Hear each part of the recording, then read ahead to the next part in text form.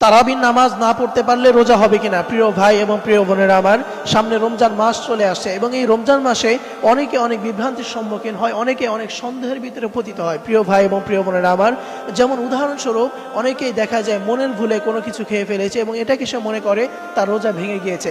আবার অনেকে এটাও মনে করে যে অনেকে তারাবির নামাজ পড়ে না এবং এটাকে সে মনে করে যে তার রোজাও হবে না, এবং একদিন দেখা গিয়েছে তার তারাবির নামাজ ছুটে গিয়েছে। এটাকে কেন্দ্র করে সে মনে করে আরে আমি তো নামাজ পড়তে পারি না, আমি তাহলে রোজা রেখে কি করব, আমার রোজা তো কোনো কবুল হবে না, আমার রোজা কোনো গ্রহণযোগ্য হবে না। তো এই ধরনের অনেকে অনেক কাজ করে থাকে। প্রিয় ভাইরা আমার, আসুন আমরা এই বিষয়টি জানবো যে তারাবির নামাজ না পড়লে রোজা হবে কিনা। প্রিয় ভাইরা আমার, ফার্স্ট কথা হচ্ছে যে তারাবির সাথে রোজার কোনো সম্পর্ক নাই। এই তারাবির সাথে রোজার কোনো সম্পর্ক নাই। তারাবির নামাজ যদি আপনি পড়েন তাহলে এতে করে সওয়াব পাবেন, এটা নফল নামাজ, এটা হচ্ছে সুন্নতে মুআক্কাদা, এটা পড়লে আপনি সওয়াব পাবেন। কিন্তু রোজা এটা হচ্ছে ফরজ বিধান, আপনাকে রোজা থাকতেই হবে। আর তারাবির নামাজ যদি আপনি পড়েন তাহলে এতে করে আপনার সওয়াব হবে। এই জন্য তারাবির সাথে রোজার কোনো সম্পর্ক নাই। অনেকেই মনে করে তারাবির নামাজ না পড়লে মনে হয় রোজা হয় না। প্রিয় ভাইরা আমার, আসলে বিষয়টি হচ্ছে দুইটার সাথে দুইটার কোনো সম্পর্কই নাই। এই জন্য এই বিষয়টি মনে করার কোনো অবকাশ নাই।